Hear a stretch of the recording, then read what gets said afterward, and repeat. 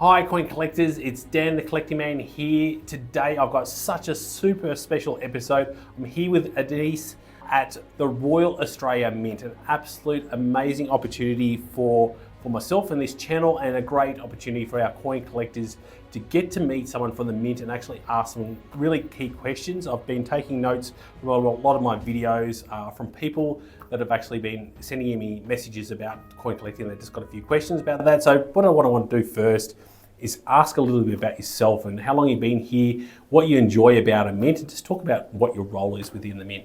Sure. My name is Adonis. I head up product development at the Mint.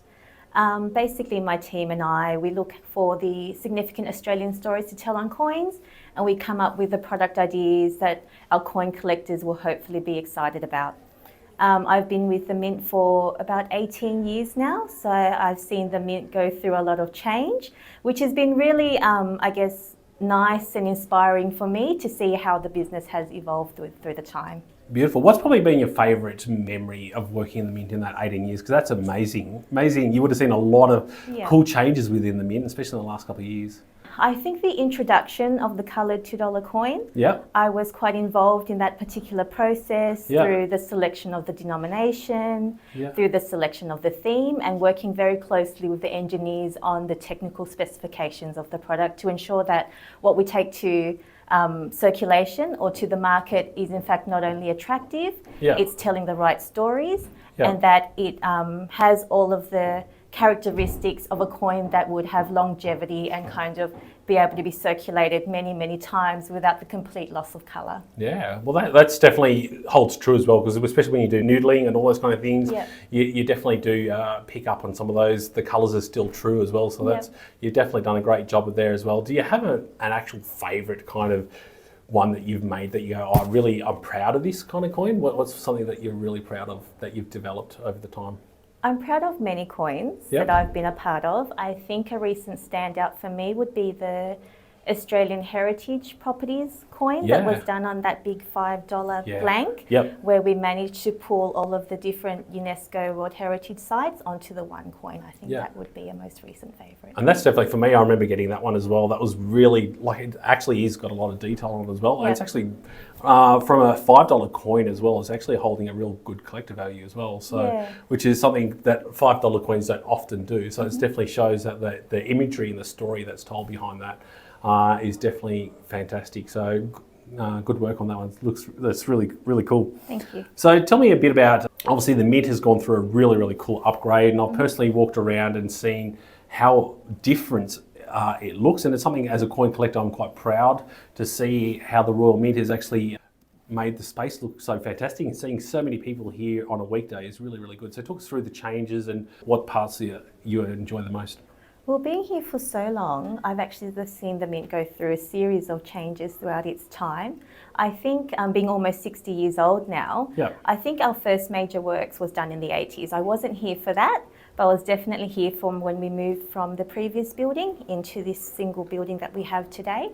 So our most recent upgrade is what we refer to as the Visitor Experience Enhancement Project.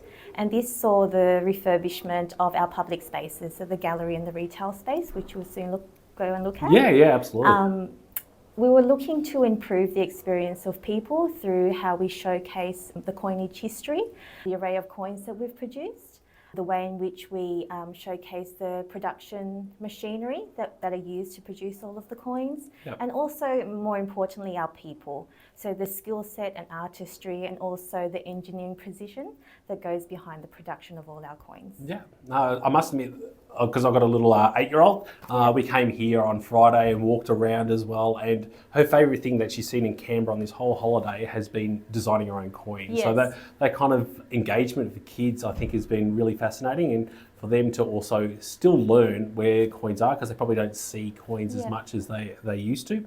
That's really, really good. So it's definitely well designed from that aspect. So where do you feel like the future is going for the Mint coin collecting from the Mint aspect, and how do you think the Mint can help grow the coin collecting community? So I guess ever since the Mint opened in 1965, we have evolved as an organisation to meet the needs of the Australian public and also government. Today we provide public value through the manufacturing of circulating coins. We also manufacture circulating coins for other countries as well. We, as you know, produce collectible coins, investment coins, medals and medallions, and we also produce custom products for international and domestic clients. Yep. Outside of the coin products, we look after the National Coin Collection, which is a representation of our coinage history and also is an archive of the commemorative coins that the Mint has produced. It also holds the history of the Mint within that as well. There you go. I didn't even know that existed, to be honest. That's really interesting. Yeah, we're leaning more towards that engagement piece as well, because it isn't just about the coins that we produce. We are a cultural institution and we do, I guess, have a place in telling the national stories of Australia, which means we also hold on to the historic objects that we produce as well. Yeah. In addition to that, we also engage the public through obviously the retail and gallery spaces, our outreach programs, as well as online. Yeah. No, that's really interesting to know that as well. One thing I was going to talk about, you talked about the coloured $2 coin and how you're involved in that. Obviously this year we've probably seen two really very collectible things. Obviously the bluey coins, which is something that came out of nowhere and has gone very, very collectible, and everyone's talking about it now. Even people that I know didn't even talk about coins ever before, they're all coming to me now saying, oh, have you seen this bluey coin? Have you got that bluey coin? And all that kind of stuff. And obviously we've still got the coloured $2 coins coming out as well. So tell us a bit about that, where you think the most popular point is, and if what you can talk about in the future, is it going to be more bluey coins coming out, or is it going to be more coloured $2 coins? Obviously, depending on what's in embargo. Obviously, I know you can't talk about certain things, but yeah, just go through that. Yeah, absolutely. I think bluey was certainly a standout release that we've had this year. From a product development perspective, we're always looking at ways to engage more people in the hobby of coin collecting. I think we've done a pretty good job at changing the perception of coin collecting. What was traditionally, I guess, perceived as something that was a little bit dull, we've tried to make more exciting throughout the years. I think this has seen the inclusion of programs such as coloured $2 coin, bluey, the Holdens and the Fords, and things that would resonate personally to the broader public. I think what we can tell you about that we're going to do moving into the future is that you can probably see more of something that's popular. So we try to get our collectors to indicate to us what they would like to add in their collection, and this is seen through the popularity, the sentiments, and also the performance of a particular product. So if we see that there is possibly longevity, and if our collectors are wanting more of something to appear on coins, we would tend to lean into that. Wow. That's really cool to hear that aspect as well. So it's definitely, I know, like the purple poppy as well, that's definitely, it was a very unique way of doing it as well. So that's definitely very good to hear that the Mint is doing that kind of aspect as well. So. And we know that poppies are very popular, particularly when it's presented on $2 coins. You would have seen the extension of the $2 coin range with the introduction of the silver proof version of that particular coin. Again, we're just kind of gauging what our collectors would like to have as part of their product range. I find also with the collectors, like I've got both the silver ones. Of the Vietnam one was an absolute standout for me. I think one thing I always hear from collectors is they always complain that there's not enough, but when there's too much, they go, oh, it's not rare enough and it's not collectible enough as well. So it must be very hard from a mint to get that fine balance to keep the mintage low enough that people feel like it's a collectible item, but also meeting the crazy demands as well. So I must admit, you can never get it right from my aspect, because I always hear complaints either way. So I think the Mint's, I think the Mint's doing their best, and I think having that 100,000 of the C Mint was a good number, because you can still now get them quite readily as well. So I think that was pretty good. But having that silver kind of lower mintage option was definitely a good value add from that aspect as well. So no, thank you for doing that. It was good for the collectors. So there's a bit of a mix, and now I can definitely see that with the bluey as well. You've got those kind of high-end, lower mintage ones as well from that aspect, which is really cool. Yeah, that's right. Another question that has come up around the collectible coins is the packaging. Now here we've got, obviously on the left, we've got some beautiful packaging. Now, I'm not sure if you had questions about the past about the recycle packaging for the beautiful side. Is there any talk of changing that back to some of the more probably bespoke kind of packaging? that a lot of the coin collectors like. Do you know about that or not? Or I am aware of that. Yep. So yes, we are in the process, the early stages of looking at our next series of cases. Yep. So in that particular step, we will be looking at the feedback that we have received from our collectors, and we'll be taking that on board. So it does take time for us to develop a new series of cases, but we are looking at that currently. I can't tell you how much, even for me as a collector, that's really exciting, because you'd like to, like this, you've got it in the showcase here, you want to show off your coin as well, and then you feel like you have to take it out of the casing to show it off as well. So I totally respect what the Mint was trying to do by having something environmental, but obviously people with coin collecting, they don't chuck stuff out ever. Like the box is almost just as collectible sometimes as the actual coin itself in some regards. So. And I think the parameters in which we'll be designing the new cases will be different to what was undertook a few years ago. Cool, thank you so much. This is definitely very informative. So where do you see the Royal Mint in difference to the Perth Mint? So what are the kind of different roles that some coin collectors may not know the difference? So the Royal Australian Mint is the only mint that produces circulating coins on behalf of government. We are a federal government entity rather than the Perth Mint is a state government entity. I think the way in which we approach what we at times would commemorate on coins is slightly different as well. We don't produce as many coins on foreign currency as the Perth Mint does. I think like the Tuvalu and all those kinds of different ones as well. Yes, would be the main differences there. And we don't produce as many bullion items, which the Perth Mint actually produces. Cool, thank you for that. Yes, the honeybee, that was definitely a beautiful coin. For me, was it? Yes.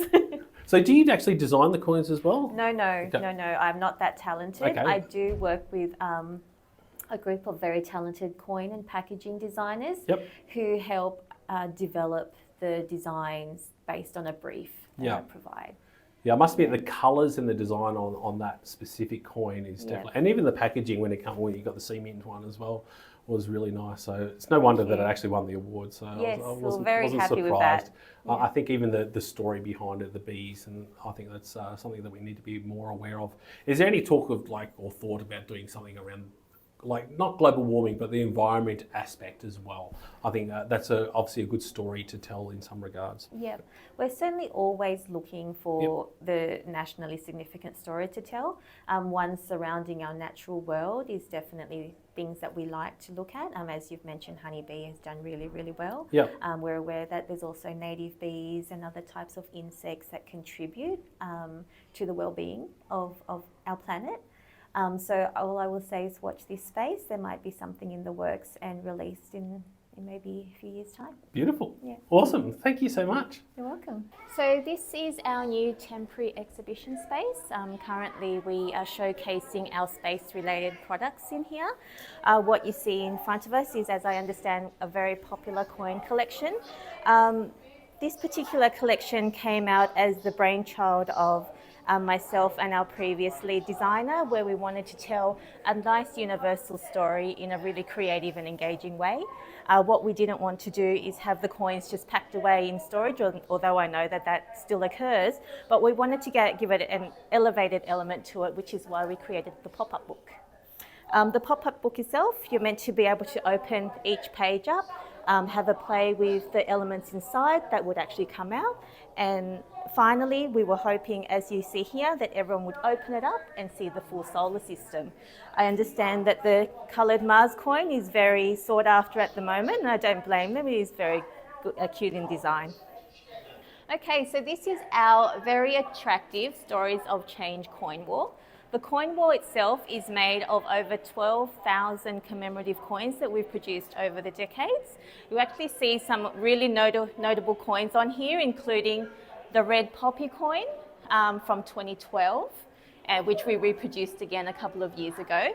There's also the honeybee coin on this particular wall, as well as some really nice holographic coins that we produced many, many years ago.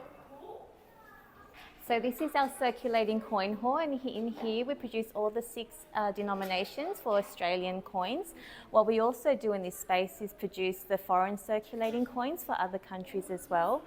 What you'll see is an end-to-end of the manufacturing process. So anything from blanks being poured, although nothing's happening in this space at the moment, anything from blanks being poured through to the coining, which is towards the back on those blue presses, back into how we package the coins for banks and our clients. I'd like to give a very big thank you to Adonis for doing this interview with me and providing such great information that coin collectors will love to hear. And a very special thanks to the team at the Royal Australian Mint. A special shout out for Trudy and Jordan. Thanks for making me feel so welcome and for allowing Dan the Collecting Man, the YouTube channel, to be a part of the Royal Australian Mint and to work together. For those that are new to the channel, make sure you do subscribe to Dan the Collecting Man if you want more information and education on coin collecting.